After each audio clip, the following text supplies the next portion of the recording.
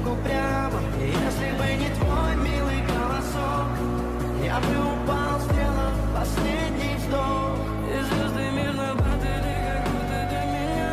Я каждый раз загадывал тебя не потерять, но больше не могу, я просто мучаю себя. Теперь ты больше не моя. В камине в 6 утра фотография твоя.